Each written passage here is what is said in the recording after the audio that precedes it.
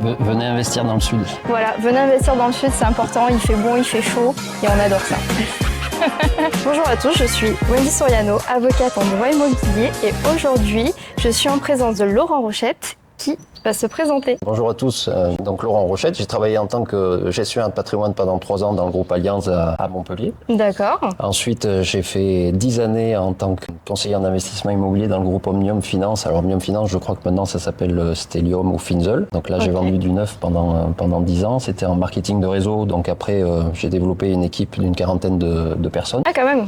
Ensuite, j'ai été responsable d'un pôle immobilier au sein d'un cabinet de gestion de patrimoine sur Montpellier. Pendant combien de temps ?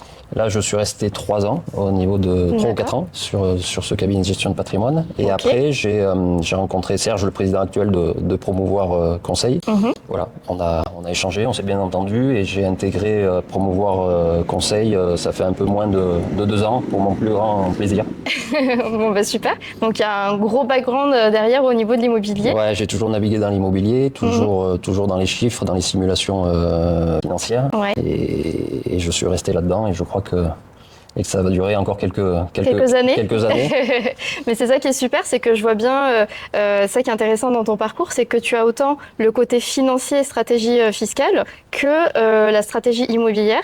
Et avec toute cette expérience, tu peux du coup allier les deux.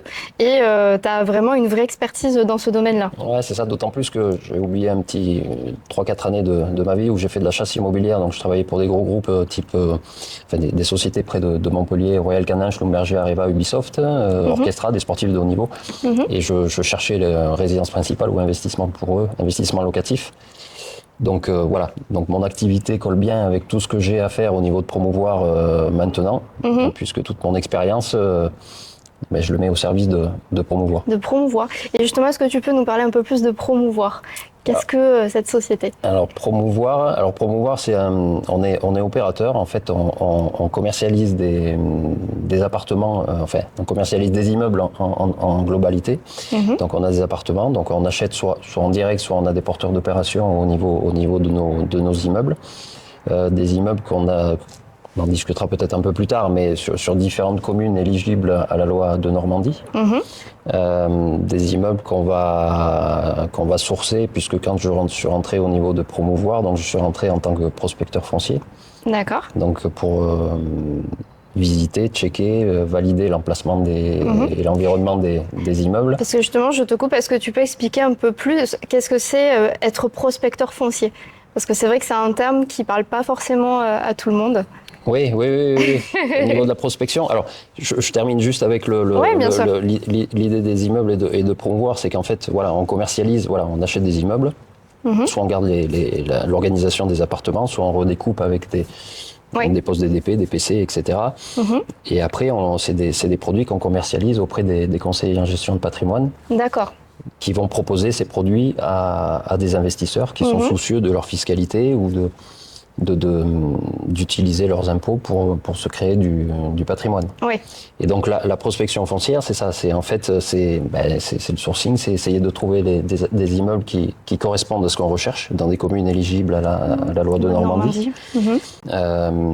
Ces immeubles, on cherche des immeubles en cœur de ville, des immeubles avec du charme, avec un aspect architectural sympa. Oui, on a un vrai charme. cachet, c'est ça. Alors, on va pas chercher forcément de l'haussmannien parce qu'on va pas le trouver partout. Oui, mais on a l'idée à viser, avec les immeubles de rapport. C'est ça.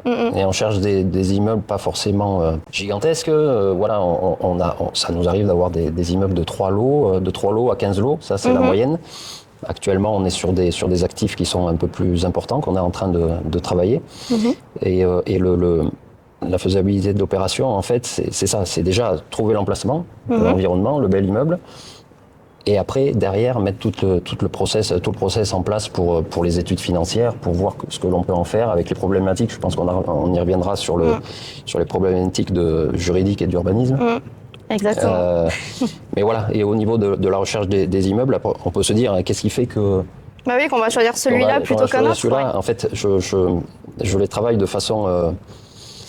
j'ai été CGP, j'ai vendu des appartements, Et que ça soit Serge, notre président, ou Rémi, qui est directeur financier et qui s'occupe de tous les lancements commerciaux de nos immeubles, on a tous cette sensibilité, c'est-à-dire qu'en fait, quand je suis face à un immeuble, je me pose la question, est-ce que, si j'étais un investisseur, est-ce que j'achèterais j'achèterais un appartement dans cet immeuble? Si la réponse est non, bon, ben c'est réglé, on laisse tomber. Si la réponse est oui, c'est que j'ai un côté affect qui fait que je me dis, tiens, si je suis capable de le vendre, enfin, de l'acheter pour moi, probablement que les CGP seront susceptibles de pouvoir le proposer à leurs clients. J'ai du mal à proposer quelque chose sur lequel je ne crois pas, enfin dans lequel je ne crois pas. Bien sûr. Voilà. Donc le premier point, c'est vraiment ça. Oui, regarder l'environnement, voilà, regarder l'environnement, bien entendu, les commodités. Et si ça fonctionne, on rentre plus en détail dans l'étude. Dans l'étude financière. Donc, dans la prospection, le premier critère, ça va être un peu l'environnement. Où est-ce qu'il se situe, donc le bâtiment, son état, j'imagine. Ouais. Et ensuite, le deuxième critère, tu mettrais lequel dans ton étude? Le deuxième critère, déjà, ça va être le prix de vente. Ouais. Parce que le prix de vente, forcément, va rentrer dans la simulation financière. Oui. Si on avait que le prix de vente, ça irait, mais on a aussi les travaux derrière à intégrer. Oui, et ce qui va nous faire à la sortie, avec tous les frais financiers et tout ce qui s'ensuit au niveau du simulation financière, on pourrait vendre à 4000, à 4005 ou 5000 du mètre carré comme le font certains opérateurs.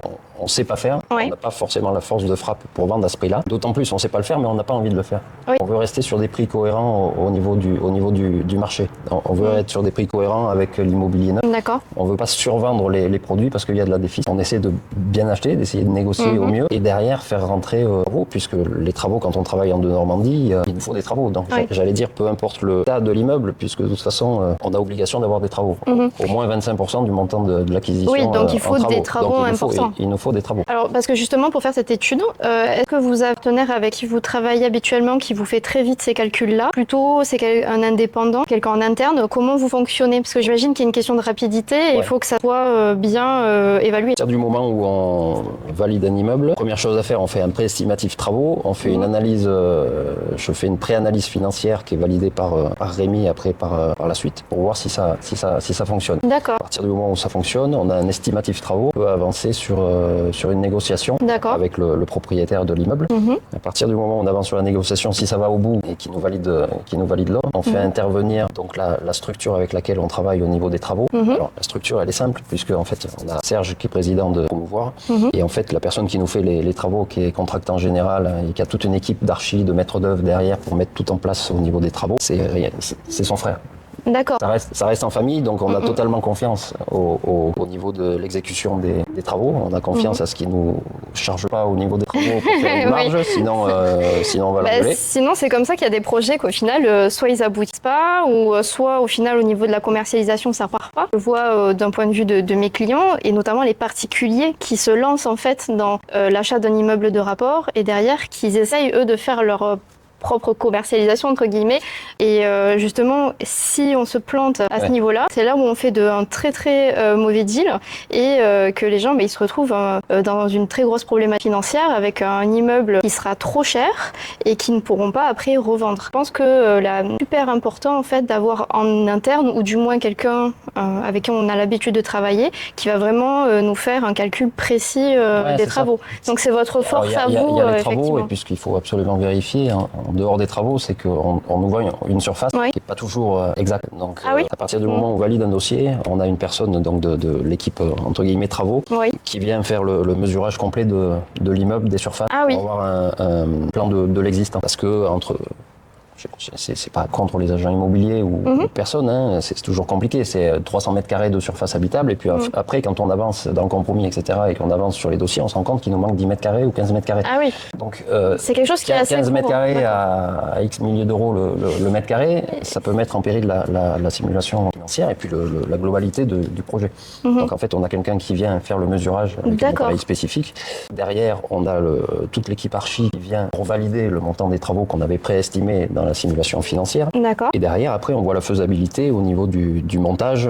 Après, c'est au niveau des archis, si on découpe des appartements, parce que en règle générale, c'est rare qu'on arrive sur un immeuble où on a 10 appartements qui correspondent à nos critères, puisque en général, nous, on aime bien les appartements, que ça aille du T2, du studio au T3 maximum. Si on a des grosses surfaces, un appartement de 150 mètres carrés, on ne sait pas le vendre de Normandie, c'est compliqué, parce qu'on est sur des prix qui sont élevés. Il faut découper. Alors voilà, c'est les problèmes après urbanistiques, c'est de monter le dossier et découper les lots, créer des lots, voir si on peut créer une mezzanine dans un des combles, si on peut aménager différemment et à ce que l'urbanisme nous l'accepte. C'est pour ça qu'on est obligé de déposer des demandes préalables ou des permis de construire. Et de le mettre en condition suspensive dans votre compromis de vente. Bien évidemment, et d'autant plus quand on est en cœur de ville, souvent on a la problématique, heureusement qu'ils sont là, des ABF, des architectes des bâtiments de France, qui eux aussi ont des spécificités bien précises à nous donner sur la conservation du patrimoine. Vous arrivez à avoir des rendez-vous avec eux ou pas? Oui, ça c'est un super point. Ouais. Alors nous en perso non, mais les archis arrivent à faire des rendez-vous avec eux, de façon un peu à savoir ce qu'ils ont dans la tête, parce que c'est pas toujours simple de travailler avec eux. Oui, parce que ce qu'il faut savoir, c'est que en fait, lorsqu'on est dans un périmètre de monument historique, donc il y a effectivement une architecture qu'il faut conserver. Donc on peut demander un avis des bâtiments de France. Mais en fait, il n'existe pas un document type où on va nous dire il faut telle couleur dans telle rue, telle tuile, tel type de tuile. C'est vraiment en fonction de la personne qui va donner son avis au moment de l'analyse du permis de construire. Donc c'est pour ça que c'est très bien qu'ils puissent prendre attache avec eux avant, parce qu'on n'a pas une sorte de nomenclature avec des tuiles ou des couleurs. Et donc des fois, on a des surprises assez problématiques dans des dossiers. Oui. Donc Laurent. Oui. Après cette petite pause forcée, est-ce quel est vraiment ton tips pour réussir à attraper tous les immeubles en vente en off? Du coup, est-ce que tu aurais une expérience à partager? On a des personnes là qui regardent régulièrement sur des logiciels de pige classiques, mais le plus c'est le réseau qu'avait tissé Serge, qui est le président du groupe. Ça fait 25 ans qu'il fait ce métier. Il a déjà rénové une cinquantaine d'immeubles, plus de 300 lots valorisés. Donc en fait, il a un réseau important dont j'ai bénéficié dès le début. D'accord. Et puis à force de côtoyer les agents immobiliers, dans l'exemple de Béziers, on a une vingtaine d'immeubles sur Béziers, soit en commercialisation, soit des programmes qui vont être commercialisés. Donc ils commencent à nous connaître et ils nous appellent régulièrement dès qu'ils ont des actifs qui peuvent nous intéresser. Ils savent ce qu'on recherche, des immeubles qui soient vides de locataires de préférence, puisque on va rénover avec des travaux bien situés, etc. Ils savent, maintenant ils ont des automatismes et ils savent nous appeler quand il y a des sujets qui sont intéressants. On a des personnes aussi, on a deux personnes qui font de la prospection. Donc une est basée sur Agde, qui navigue un petit peu partout et qui fait de la prospection foncière, et on est en train de développer aussi l'ouest, du côté de Poitiers, avec notamment Châtellerault. Du coup, dans quelle ville vous prospectez et où vous avez vos déjà le siège de Promouvoir Conseil est à la Grande Motte. Ok. Donc super. nous, c'est pour ça qu'on est à Montpellier. Voilà, dans le sud avec le soleil. Au soleil. Notre berceau, c'est l'Occitanie. Donc on a beaucoup de sujets sur Béziers, sur Narbonne, sur Carcassonne, sur Perpignan. Sommières qui va arriver sur Sommières. D'accord. On va un tout petit peu plus loin. On a 3 sujets qui vont arriver à Brignoles dans le Var. D'accord. On a peut-être des sujets qui vont arriver à Romans-sur-Isère. On a déjà 2 actifs qui sont en cours de commercialisation, mais bientôt terminés sur Metz et Melun.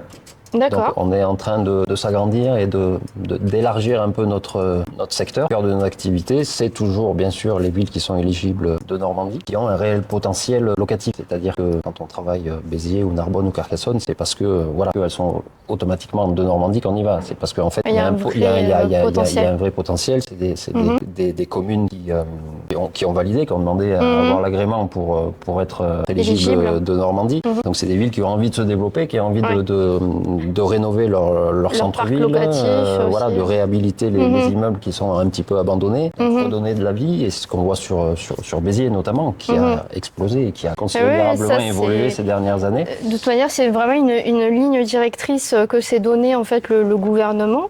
On peut le voir avec la loi de finances. Il y a également eu un projet en fait qui a été fait par c'est une commission d'enquête pour voir quelle direction va donner au logement français. Et la première chose qui revient, c'est rénovation du parc immobilier bien avant le neuf. De toute manière, le neuf est en train de baisser en pourcentage. C'est une part de la commercialisation qui est de plus en plus faible parce que on a moins de réserves foncières. Et donc vraiment, je pense que vous êtes vraiment dans le bon dans cette rénovation et en plus avec les dispositifs fiscaux qui existent. Oui, surtout qu'on est dans une démarche écologique, puisque en fait on garde l'existant. C'est ça. Et qu'on rénove. C'est ça. Donc, et ça permet à des gens de venir se loger, d'intégrer, parce qu'un immeuble abandonné, personne n'y habite, mais à partir du moment où on le rénove, forcément, ça fait venir des familles. Voilà, on s'est axé aussi sur Carcassonne, parce que Carcassonne, c'est une ville qui bouge et qui a besoin de rénover son parc immobilier, et il y a un potentiel qui est vraiment important sur Carcassonne. Justement, on va y revenir. Juste en termes de chiffres, combien vous faites du coup de logements à peu près par an ou d'immeubles Alors, au niveau du nombre de logements, 2025, on a acté 120 ou 130 lots.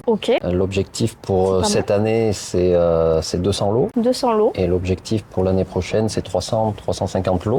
Donc, on est actif sur le marché. On travaille sur des gros sujets actuellement, sur des immeubles, 2-3 immeubles de 40, 50 lots. Des beaux immeubles, mais qui sont bien qui sont importants, quand même. 45 Après, lots, on continue avec les immeubles de taille plus modérée. C'est vraiment de développer, et on développe aussi bien la de Normandie, c'est 80% de notre activité. Mais des immeubles qui sont sur des secteurs protégés et que l'on peut travailler en loi Malraux. Est-ce que tu peux justement nous expliquer loi Malraux?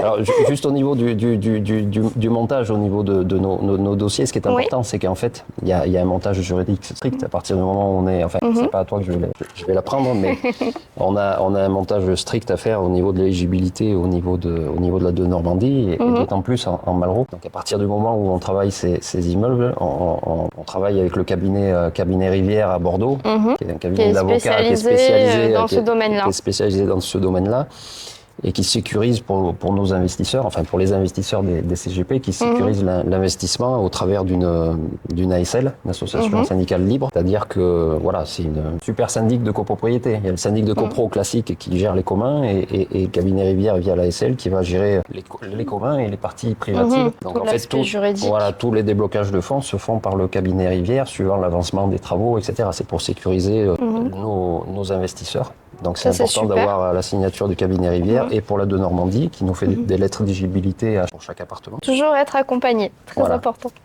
Et des bonnes personnes, oui, parce que on peut être des fois mal accompagné. La question, c'est du coup Malraux.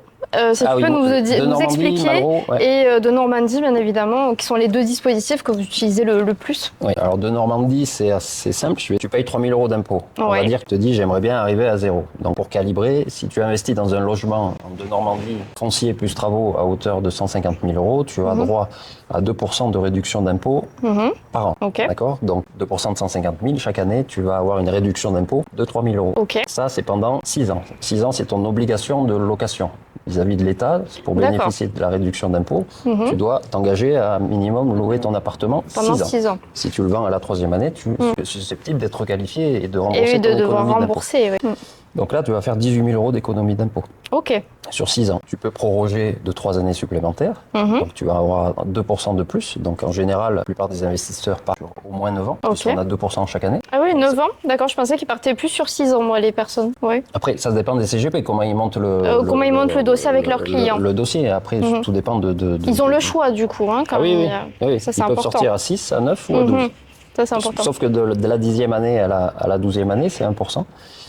de réduction d'impôt, mais ce qui n'est pas négligeable, ce qui fait 21% de réduction d'impôt sur le montant de l'investissement sur 12 ans. Et sur un bien à 150 000 euros, c'est 31 500 euros de réduction d'impôt. Donc, et ce qu'il faut savoir au niveau de la de Normandie, c'est qu'en fait, on a une participation qui est assez limitée parce que tu achètes un appartement 150 000 euros, tu fais un financement à la banque, tu as donc une mensualité. Cette mensualité va être couverte par le locataire en partie et par le percepteur. C'est-à-dire que l'argent que tu vas pas donner au percepteur, tu vas pas partir en vacances avec, tu le gardes pour toi pour doper la rentabilité de ton investissement. C'est-à-dire 3 000 euros, si tu les réinjectes, plutôt que de les donner au percepteur, tu les réinjectes dans ton opération. Donc c'est quand même plus sympa, c'est de dire soit je fais rien et de toute façon les 3 000 euros vont partir aux impôts, soit j'essaie de développer du patrimoine parce que j'ai pas d'immobilier, ça serait peut-être le moment de le faire pour se protéger, pour se créer du patrimoine, pour la succession vis-à-vis des enfants ou voilà, enfin peu importe, chacun a ses projets et le but de ses investissements, mais voilà, c'est de dire si je le fais pas, de toute façon je vais le donner, autant que je le fasse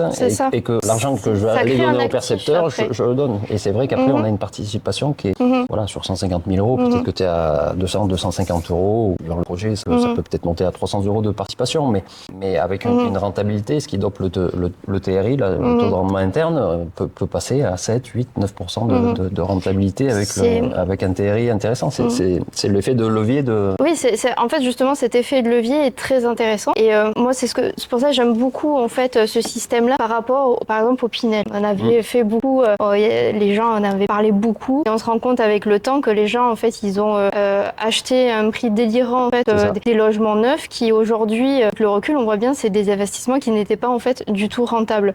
Là l'avantage avec justement Normandie, c'est que vu que c'est déjà un parc locatif qui existe en quelque sorte déjà, où on va faire de la rénovation, on a le choix de prendre en fait un logement qui est déjà bien situé et qu'on sait que dans le temps ça va pas se dévaluer en principe.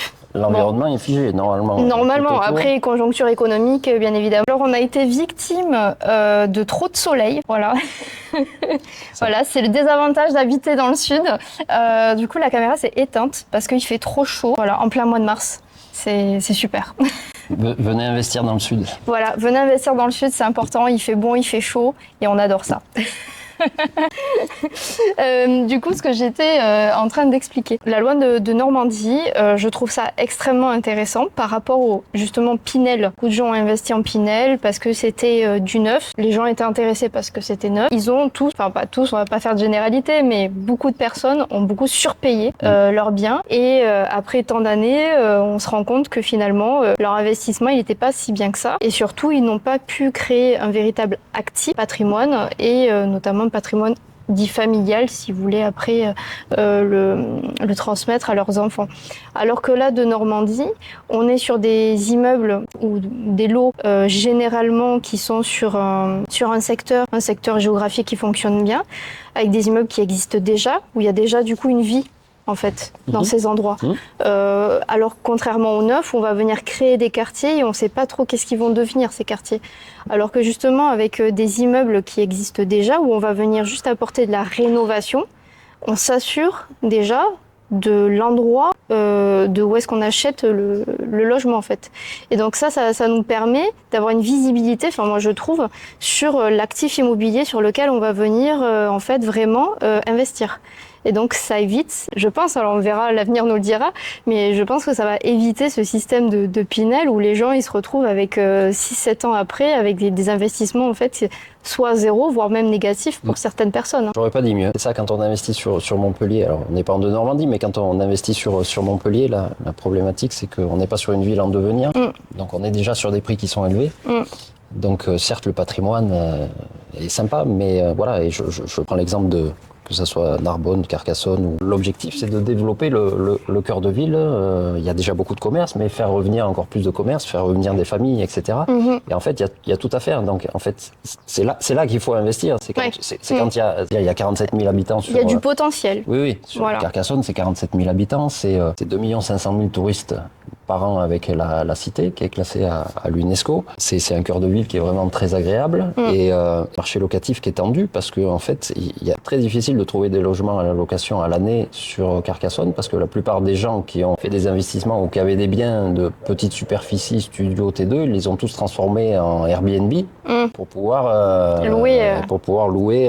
Voilà, moi quand je vais à Carcassonne. Je vois beaucoup d'Américains, de Chinois, etc. C'est très, très touristique. C'est très international maintenant. Et donc, il y a un réel problème au niveau des logements. Et là-dessus, quand on dit une revente à 9 ans, à 12 ans, à 15 ans, voilà, là, on a un potentiel, puisque c'est une ville qui fait tout pour dynamiser et faire revenir les gens en centre-ville. Il y a une vraie attractivité. Alors, justement, on peut parler de Carcassonne. Je trouve que c'est une ville qui a vraiment un vrai potentiel sur plusieurs points. Parce que je pense que dans les investissements, lorsqu'on investit en immobilier, il faut regarder non plus que le logement, mais également l'aspect touristique. Dans le sud, c'est important, locatif, et voir si, au niveau des politiciens, si c'est quelque chose qu'ils souhaitent développer. Parce que c'est pas le cas de toutes les villes. Il y a des villes qui souhaitent au contraire rester, ne pas s'agrandir, rester petites.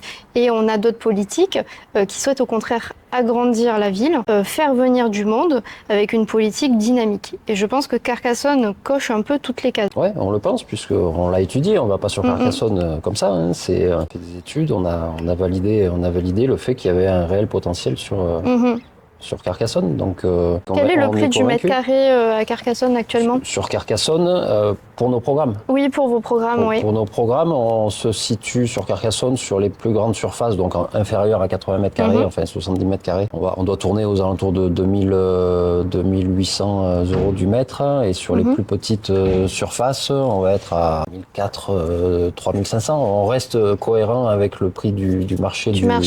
Faites pas comme à Montpellier à 6000 euros du mètre. Alors, on sait qu'à Carcassonne, il y a certains opérateurs qui vendent à 5000 du mètre. On ne sait pas le faire, on ne veut pas le faire. Oui. Voilà, parce qu'on veut commercialiser, on veut vendre nos produits avant tout. Et on veut surtout que les investisseurs des CGP soient contents de leur investissement, que les CGP reviennent vers nous parce qu'ils se disent que voilà, on n'est pas démesuré au niveau du prix. On n'est pas complètement déconnant avec le prix du marché. Donc, et c'est l'objectif de travailler en symbiose avec les CGP, leurs clients. Les CGP, avec la partie travaux et la partie acquisition. Voilà. Il faut que tout le monde trouve son compte de toute manière lorsqu'on fait un investissement. C'est-à-dire autant le CGP qui va le proposer à son client, il faut que le client perçoit aussi que c'est un bon investissement et vous derrière vous rémunérez du travail accompli. On essaie de réduire au maximum mais le prix du mètre carré et puis c'est pareil, quand on est en de Normandie, il y a une chose que j'ai pas dit, c'est qu'en fait on est plafonné au niveau du loyer, on a un plafond mais qui reste tout à fait cohérent avec le marché. Des opérateurs se mettent toujours au plafond quand ils proposent de commercialiser. D'accord. Nous c'est pas le cas. Quand on est sur des petites surfaces studio ou T2, on peut être au plafond de Normandie parce que c'est des loyers cohérents avec le marché. Par contre, dès qu'on est sur des surfaces un peu plus importantes, 55-60 mètres carrés, on va être en dessous du plafond de Normandie. Parce qu'on ne veut pas vendre du rêve, on connaît le marché, on l'a étudié, on connaît le marché locatif, donc on se met légèrement en dessous du plafond de Normandie. On pourrait, ça ferait des plus belles simulations financières. Oui, et au niveau des CGP, ça serait plus attractif en disant, attendez, vous avez une super simulation, vous investissez 150 000 euros, ça vous fait 150 euros de participation, très bien. Oui, d'avoir quelque chose cohérent. On a un terme avec Rémi qui est le directeur financier, c'est que chaque fois qu'on fait des simulations, on fait le crash test. C'est-à-dire qu'on se met au prix marché mètre carré le plus bas et on met des loyers qui sont totalement cohérents et dans lesquels on est sûr de pouvoir louer l'appartement. Et si ça fonctionne, voilà, c'est bingo. Là, on y va. Non, mais ça, c'est super important, notamment pour les gens qui nous écoutent. S'ils souhaitent faire ce type d'investissement, c'est attention au discours que vous avez en face de vous. Parce que c'est bien beau, justement, c'est ces plafonds où on se met au plafond, où on trouve que l'investissement est très juteux et magnifique.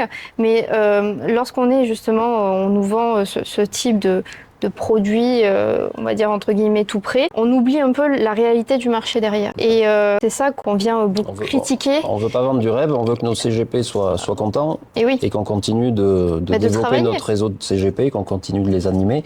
Comme c'est ma fonction maintenant, je m'axe fortement maintenant sur le développement du réseau de CGP parce que c'est le nerf de la guerre aussi, c'est de commercialiser. C'est pas tout d'acheter ou de faire acheter par des porteurs des opérations. Derrière, il faut les commercialiser et c'est essayer de créer une relation de confiance avec avec Les les CGP, CGP ouais. et derrière on a plein d'outils, voilà, et puis je suis là pour les accompagner parce que je me rends compte qu'il y a pas mal de CGP qui n'ont pas le côté affect ou qui n'ont pas d'appétence à l'immobilier. Et oui, alors que c'est une erreur. Ils font beaucoup de placements financiers, mais ils n'ont pas l'appétence au placement parce qu'ils ont dû avoir des mauvaises expériences. C'est ça, c'est que le Pinel a vraiment traumatisé les gens, je pense. Parce que, et du coup, en tant que CGP, c'est vrai qu'on a ils ont beaucoup l'aspect financier, placement financier, mais l'immobilier, c'est un domaine un peu à part, où il faut justement mixer compétences immobilier, qu'est-ce que c'est le marché immobilier, avec l'aspect financier. Et avoir les deux, c'est de plus en plus rare. C'est pour ça que c'est très bien que tu sois là, parce que toi, tu as eu les deux casquettes dans ta vie, donc ça te permet de faire ce lien-là. Mais c'est important de s'ouvrir, parce que de toute manière, si on veut faire de bons investissements dans la vie, il faut diversifier son portefeuille. Ah oui. Et il faut avoir de l'immobilier un petit peu pour diversifier et pas que avoir des placements financiers. Ah oui. Après, je suis donc pas pro, les CGP, appelez Laurent, voilà. il vous proposera les produits immobiliers qu'il vous faut. Après, je suis pas pro de Normandie, c'est ce qu'on diffuse, mais ça peut être de la Malraux, ça peut être du LMNP géré, pas géré. La Malraux, quelle est la différence avec de Normandie justement? Malraux, alors pour terminer avec de Normandie, on est plafonné à 300 000 euros d'investissement par an, donc au maximum, on va faire 9 000 euros si on investit, par exemple, deux programmes à 150 000 euros. On peut avoir 9 000 euros d'économie d'impôt. Après, pour les personnes qui ont entre 20 et 40 000 euros d'impôt, il leur faut une machine un peu plus dynamique au niveau des impôts. Faire plus d'économie d'impôt. Donc en fait, on peut partir, pas une solution, c'est pas la solution idéale. Ça peut être une de Normandie. Si on paye 30 000 euros d'impôt et qu'on en économise 9, c'est déjà pas mal. Mais si on veut optimiser, il faut partir sur une Malraux. Malraux, quand on est sur un secteur protégé, donc en centre-ville, donc et un immeuble classé au PSMV, enfin, on peut le travailler en Malraux. Et donc si on investit sur un appartement et qu'on a 200 000 euros de travaux dans cet appartement et qu'on est sur un PSMV donc à 30%, on va faire 60 000 euros d'économie d'impôt qu'on va pouvoir lisser sur 3-4 ans. On va dire aller sur 4 ans. Ah, c'est pas mal, hein. Donc c'est 200 000 euros de travaux, c'est 15 000 euros d'économie d'impôt chaque année pendant 4 ans. Et oui.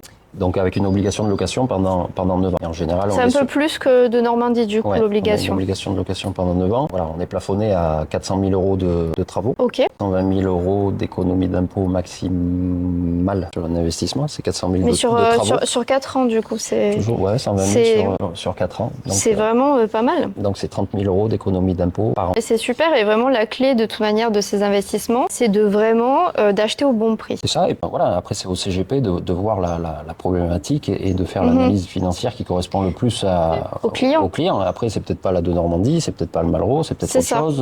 Voilà, après, chaque personne a ses propres besoins. Mais c'est-à-dire que oui, on vient faire une économie d'impôt, mais derrière, il faut quand même acheter le bien au bon prix. Ah oui. Il faut pas surtout pas le surpayer. Donc, c'est ça qui est important. Donc, le CGP vous l'expliquera. Mais c'est ça que j'aime beaucoup avec l'approche de Promouvoir, c'est qu'on n'est pas sur des prix qui sont délirants, en fait, à la revente. Et ça permet vraiment de créer un actif en économisant de l'impôt.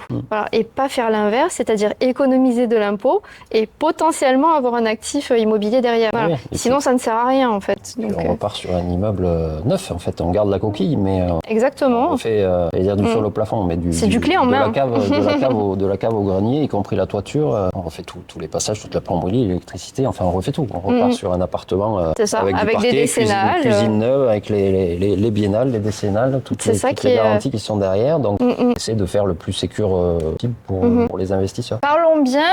Laurent nous a sorti sa superbe calculette. Celle-là, elle en a vu des chiffres, celle-là. Elle en a vu des chiffres, et attention, hein, elle est grosse, hein, c'est pour des gros chiffres. Alors, on va vous faire une petite simulation avec un produit qu'ils ont actuellement à la vente sur Carcassonne. Voilà. On a deux exemples ou un exemple. Alors, simulation, là, tu me prends de court. J'ai pas une simulation, tu m'avais demandé les prix, deux exemples de ce qu'on commercialise sur Carcassonne. Exactement, mais on va calculer le crédit d'impôt à peu près à la louche, parce que c'est ce qui nous intéresse, combien on gagne. C'est une réduction. Une réduction. Ce qui est important d'ailleurs. Et parce que c'est pas pareil. Parce que, voilà, si quelqu'un bénéficie parce qu'il a une nounou ou la crèche et qui bénéficie, ou qu'il a fait des dons et qui bénéficie d'un crédit d'impôt, la de Normandie va d'abord éponger l'imposition sur les revenus. on va dire que tu payes 3 000 euros d'impôt, tu fais 150 000, tu es à zéro, mais tu as un crédit d'impôt parce que les crèches, etc., de 1 750 euros. Ok. Donc ça ramène à zéro et donc tu recevras un chèque de 1 750 euros puisque c'est un crédit d'impôt. Un crédit d'impôt. C'est d'abord la réduction qui s'applique et après, le crédit. Donc c'est important quand il y a des crédits d'impôt, c'est important, c'est pas perdu puisque c'est l'État qui vous le rembourse. Au niveau Carcassonne, deux lots que l'on a intramuros, qu'on appelle la Bastide Saint-Louis. Vraiment, le Bastide Saint-Louis, c'est vraiment un peu en bas, c'est ça? De la cité. C'est un 38 mètres carrés avec un petit extérieur de 4 mètres carrés. On est à là, voilà, c'est un 38 mètres carrés. On est à 3400 du mètre carré pour un appartement neuf, rénové, immeuble, façade refaite, tout voilà. Donc TVA comprise, hein, les 131 000. Ah oui, TVA comprise. Donc là, si on part sur 9 ans, même Wendy va vous faire Alors, je suis très nulle en calcul. Le calcul. Alors, je vais laisser Laurent le faire. Après, on est à 131 000 à 2%. Alors, je fais exception parce que normalement, on rentre les frais de notaire dedans dans le calcul de 2%. D'accord, ok. Si on part sur 131 000, ça fait donc, hors frais de notaire. Ça fait 2600 par an. 2600, allez, déjà sur 9 ans, ça vous fait 23 400 euros de réduction d'impôt. Voilà, donc 23 400. Sur un investissement à 131 000. Donc, derrière, vous aurez un loyer ici. On a un loyer hors charge de 445 euros. Donc, sur 6 ans, là. Là, c'est 9. Sur 9 ans. On bénéficie, c'est 2% pendant 9 ans. Donc on a le choix entre 6 et 9. 6, 9, 12. Et puis après, c'est soit on le revend, soit on le conserve. Oui. Soit si on est à Carcassonne, à 9 ans, quand on a bénéficié de l'économie d'impôt, on le meuble et on fait comme tout le monde. Et on le met en Airbnb. On le loue en saisonnier. Et là aussi, vous allez bien gagner mensuellement. Ça y aura une bonne rentabilité. Très bonne. Et après, on a un autre appartement. Alors, on en a plusieurs sur Carcassonne, mais je vous donne juste deux exemples. Un T2 de 43 mètres carrés avec une terrasse de 15 mètres carrés, qui est très très sympa, dans la rue Éméramont, une petite rue parallèle à la rue la plus commerçante de Carcassonne. On est à 156 000 euros. Alors. Donc, on est à un peu plus de 3 600 du mètre carré. Donc là, je suis légèrement plus haut que ce que l'on fait d'habitude. Quand je disais, on est entre 2008 et 3005, parce qu'on a 15 mètres carrés de terrasse. Et oui, parce qu'il y a une terrasse. On valorise aussi la... Et on est dans le sud. Même si on est à Carcassonne, ça reste le sud. Voilà, on a une belle terrasse. Donc voilà, c'est des sujets sur un petit immeuble. Il y a 5 lots. On a... Donc 2%. Au pied de l'immeuble, on a un petit local commercial qui est loué actuellement. Voilà, on a différents sujets. Sur Carcassonne, on aura une Malraux qui va arriver sur la rue la plus commerçante super, de Carcassonne. Ce sera où ? Et un secteur sauvegardé. Donc on peut le travailler en Malraux. Donc on aura des Malraux. Voilà, on a d'autres sujets un peu partout. Brignoles, ça va être sympa. Béziers, toujours. Brignoles dans le Var, Béziers, toujours. Sommières, du coup, aussi, Sommières bientôt, aussi, qui va arriver. Sommières, ouais. Super. Merci pour cette belle démonstration. Donc, avec plaisir. Donc on conclut. Merci Laurent pour cet échange. Merci Wendy. Donc vous avez compris qu'on peut faire des économies tout en faisant de l'immobilier. C'est ça. C'est quand même quelque chose. Exactement. Voilà. Si ce sujet vous intéresse, vous aurez l'ensemble des coordonnées de Laurent en dessous de la vidéo, avec également votre site internet, le site de Promouvoir, où comme ça on peut vous joindre. Si vous avez des questions ou si vous souhaitez seulement regarder ce que vous faites, ce que vous proposez. Oui. Voilà. Ça, c'est au niveau, voilà, si vous voulez, je sais pas qui regardera la vidéo, mais c'est au niveau des... Si vous voulez avoir accès au stock, qu'on discute, qu'on échange, exactement. c'est avec... si vous êtes CGP également, agent immobilier. Avec grand plaisir et peut-être à bientôt. Voilà.